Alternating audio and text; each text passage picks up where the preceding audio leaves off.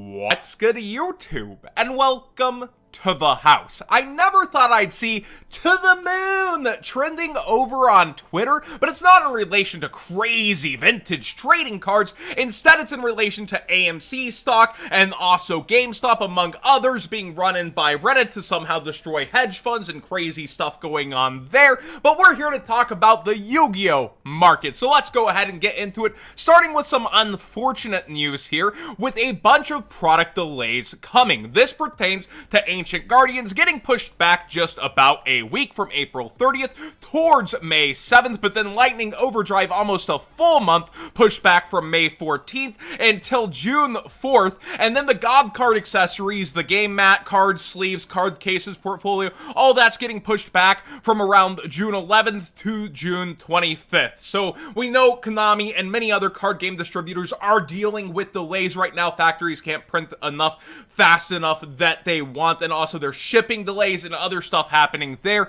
Definitely understandable during these times. It's not really on them or their fault. These things happen, and it's already updated on the official website as well. You can see the OTS launch date is going to be June 2nd, and then the real launch date here around June 4th as well. Also, if you didn't already know, Ghost from the Past has been delayed. This has been announced for some time, but in case you missed it, this has been delayed until around mid-April. We see April 14th, and then April 16th, the match launch date. So, a lot of big sets getting pushed back. This first quarter of Yu-Gi-Oh! Really dry, gonna be a bit slower, but we'll get back to speeding up and finally getting our cards in hands. Also, a couple of Starlight Reveals happened for Blazing Vortex among Trishula that we already knew. We see one of the Evil/Live twin cards, that Halloween-looking card, is in Starlight Rare that got leaked in. Let's wait to see what else is going to be happening. That being said, into some prices concerning the Evil and Live twins. This engine has been going up for some time. I told you to get them at $7. I told you even at $9 to $10, all right, you probably have to jump on the price, and now it is towards $16. Something kind of confounding to me, though, up here among the collector rares. Evil twin Kill is $70 lowest, whereas her blue sister, Leela, is only $42, $43, and as I understand it from the Discord, people are actually just bringing into, oh, it's taste, it's just personal taste, nothing to do with the engine, they just like the pink one more. Well, I think the blue maid has a bit more culture. If you guys want to use that TCG player, link in the description down below, costing you nothing extra, support the channel directly for the cards you'd already be buying, but I do think it'll go up just naturally. If the other one's 70, and there's not that many listings of this as well, and their regular versions are equally priced, and people targeted this first, and these two are close in price, I just see this one bringing up the rear and going up in price soonish. But let me know if I'm wrong for some reason. Is Pink just in right now? Is she that much better of a waifu, the more daring type? That's what the Yu-Gi-Oh! Player Alpha Chad wants to go with. Let me know if there's an actual reason to this madness on why she's so much more over here, yet they're so even and almost twin-like in the price over here. Now, Leerlusk Recital Starling is up in price for common. Maybe you have a couple bucks you didn't know about. Leerlusk Tri-Brigade has been seeing some rogue results and doing pretty well for itself. The Tri-Brigade engine should not be underestimated, in my opinion. And the other Leerlusk cards, especially this one, they're starting to run out of copies and go up in price as well. So maybe you had some money you didn't know about, or you've had this engine forever and you're like, yes, finally my 5 cents have become dollars, and you're gonna keep it anyways and not do anything with it. Talking about Tri-Brigade over here, Fractal is up towards 15. I think last time we covered it was about 12, and now we see many more copies, yet the price still trying to be around $15. So while the supply has gone up, the price is staying, which does scream that the demand is there and sales are happening, and it's not just this slow little undercutting. No, the people are actually making sales here. You do get more updates to this engine coming up, and people are pretty excited for that. I wonder how it's going to pan out. Also, Zeus has kind of cooled down in terms of pricing. It was towards 70, kept rallying towards 70, and now he's about 65 with a lot of listers before you do get back to that 69 nice place. Totem Bird's up, and I don't know if this has to do with the Leerlusk Tri-Brigade deck or what. I actually don't know the connection. This was brought up in the Discord. Thanks to you guys for bringing me the cards whenever you can. I at everybody already sometimes before I do a market watch to add some stuff in. So I'm not too sure if this is in tandem with that or it's its own separate thing, but we see some of these getting bought out, and you can see it very low quantities and copies overall on the market, although a good amount of sellers before it disappears for the Mega Pack version. And I think there's only like one first edition period original left. So let me know if you know why this card's going. It's always been a card that impressed me personally, very specific to typing though, and yeah, just kind of weird to see it going on. IP Masquerena has been going up in price pretty consistently. I noticed the ultra rares, even the unlims, are pretty decent above market price now, staying ahead of the secret rares. I personally like the secret rare. I think it trumps the original unlimited ultra at least,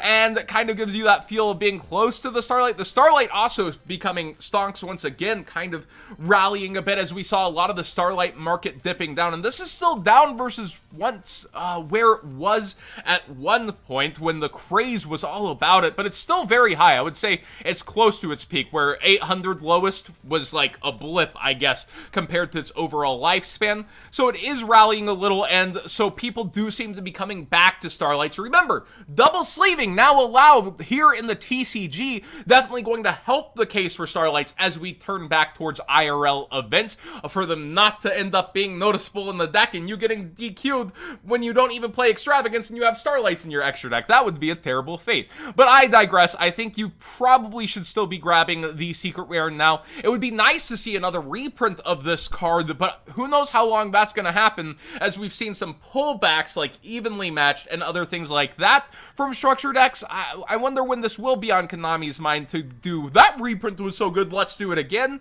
It could be a little bit, and honestly, sometimes we need cards like that that end up decent in price, one-ofs in the extra deck that you had a chance to get cheaper at one point. So still a pretty cheap chance to get this. Looking back through Legendary Duel Season 2, prices are cooling off a little, settling down, but the quantities are still pretty scarce, depending on the card. It seems like a lot more people were able to get the last droves of this. Sold out on the level from Konami. You gotta talk to your distributor, see if they have any, if you're a storefront, but some people were able to get extra of it from what I hear. Like the distro was like, yeah, okay, we'll take the risk when it was under-ordered by a store. So some distros, big brain, past my market brain, playing it safe. Blue Eye stays atop. I think the gold Blue Eyes will eventually pass it, but the meme of Blue Eyes doesn't pass me, and it also seems to be the top one for alternative still, but it started to chill out a bit, and I still think Garden Rose Maiden's probably one of your best kind of short long-term investments. Great artwork, great looking rarity, comparable to Black Garden in my book for what it does and how crazy it is for the game and how that had its life cycle. If this doesn't get another reprint for a while, easy $8-9 when the Rose stuff is gonna come out and hype it, and then long term, I think even better potential depending on the reprint cycles. And then the rest of the set, very affordable for a ton of fan favorites. In fact, this entire set's affordable. This structure finally paying off and looking good, whereas with the new, relatively new, last year's changing of the core set structure towards Blazing Vortex, where we now have 10 secret rares in our box, or, well, in our sets, I guess I should say. So we have 10 secret rares and an entire set. You no longer can mathematically pull a place out of every secret rare within a case, not that you're going to because of short printing before. It's gonna freaking hurt when we only have 2 Chasius cards between the Link 5 and then the Pot card, and we're really gonna see something hit the fan with that. Either that set's gonna bottom out terribly, or those Chase cards are gonna be very, very expensive. Number 49, Fortune Tune. This is around $10-11 market price, so you know there were some sales, and it's up. Apparently this is for making Zeus, I suppose. I guess this can live most battles and card effects. This card can't be destroyed, cannot be targeted by card effects. If this face-up card would be destroyed, you would detach a material instead. So you actually have ram into anything potential, although it's 400 attack. I don't know that it's just for Zeus or what's going on. It could be it's only one printing. It's a nice number monster, right? Number 49. Let's make sure there's not a reprint that I'm missing. Nope, no reprint out of Number Hunters. So that could also be it. Number collecting is a thing. This is one among them. It's a nice looking copy of it. A reprint's not as likely to be as nice. just a bunch of weird things going on for this. I imagine if it got reprinted and easy to get, this version would dip back down to 3 to 5. But is the hype really for Zeus? Let me know in the comment section down below what you guys think. Going into Rise of the Duelists, why do you guys think I'm here? Do you think it's for the 120 droplet that I've already covered in a previous Market Watch? Nah, we're gonna have a little more fun. What stuff here among the regular secrets and ultras has the lowest amount of listings? It's droplet, followed by a tie. The tie is going to be, after Schism, you're going to have Triple Tactics Talent, Ice Dragon's Prison 27 listings, the recently bought out Chaos Ruler, the Chaotic Magical Dragon at 27. I'm sorry, I missed you, Ecclesia. 17, you got bought out. I'm sorry, I missed the buyout. Market Man missed the buyout. Well, anyways, the point I wanted to drive here, oddly low on listings, is Melfi of the Forest at just 27 listings. Prices as low as $550, market price 5. It's been around $455 for a bit, but its listings are going even further. Melfi's a fun engine. I actually struggle sometimes with Zoo against Tri-Brigade Melfi, unironically, and it's funny to see it doing its thing here. Memes can equal dollars on the market, but this cute little fluffy deck does get updates, and this is happening. Melfi's caused a ton of buyouts, similar to how Lair did. When nothing panned out, it still caused a ton to happen, and it seems like people are still relatively invested in Melfi's. Oh, speaking of this brings up something I forgot to bring up from stream. Rescue Cat does not have a single very cheap listing, so if you have any of these near mint, every single near mint one goes for well above $5. Duel Saga being the other holo besides the super rare, doing pretty well for itself too. So if you have Rescue Cat, got a decent amount of money. Access code Talker is back up in price, and this brings up a general conversation I've seen brought up a lot. Should you sell yours now? Get rid of it now. You have no reason to be keeping this card. If you're playing remote duels for big prizes, you know you're stuck with some meta cards. And this card dipped for a bit, tons of people selling it off, and then it's gone back up. I want to address some people's views on this topic. Cali Effect said sell it now, but actually had very good mathematics behind why. If you are not playing this right now, absolutely freaking sell it. But if you are playing it and then you want to get uninvested in it in case it's going to dip, here's kind of the math calendar. You want to beat the reprint announcement, because the reprint announcement is the day it drops like 20 and then stabilizes. And when it stabilizes, it can even go back up towards the reprint, as people need to play in these remote duel invitationals and other things like that. People are playing for big prices. In fact, they just rolled out the back to dueling, all those, speaking of the Live and Evil Twins mats that are just pure waifu bait that you know are going to be a ton of money. So with access code Talker, it's a one of in your extra deck investment, and you do have to value the time you're playing it. Time is money. So the time you get access to access code Talker, the time you are playing it versus the reprint announcement versus these set delays, you're looking probably more realistically towards Battles of Legends or the Megatons. Ignition Assault is the first set they can start reprinting, but it doesn't have a lot to offer. So I could see the theory that they skip to Eternity Code and do some Eternity Code reprints inside of Ghost from the past. But if access code Talker would say a Ghost as it was in the core set as a little nod towards it, well, guess what? Its population wouldn't rise very much as a chase 1 out of 5 Ghost rare, so it would have to be in the set to really help sell it crazily and be accessible to go down in price. Now, still, versus a reprint, first ed original will hold some value as well. So you're looking at how much will that drop versus the reprint accessibility versus the time I get to play and use it. There is an element to that time versus money factor, and you want to look more towards, in my opinion, I think it's more likely to get reprinted in Battles of Legend or the Megatons. And if it's all the way to the Megatons, there's your final clock. You still want to beat that announcement, probably so you don't just get that -20 drop, but you still have so much time to play with it. So, kind of check your gut. Do you think it's in Ghost from the Past? Try to beat that reprint announcement and decide when you're going to sell it. You think it's going to be in Battles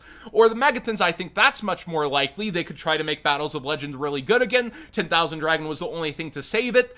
I think that could happen, but I think the Megatons is the most likely culprit. So I would be thinking of maybe more towards May, April, if I'm queasy about those sets, especially with the other sets getting pushed back. That's just my take on it, though. I want to hear yours, because a lot of the people, I've seen a ton of the market people, like, saying that they would go ahead and sell now, get rid of it now, and here we are at another peak of its price, and I do want to bring up the information to you. time is also money. Your access to access code is money if you are playing it. But if you aren't, absolutely right advice. Let that thing go if you're not playing it.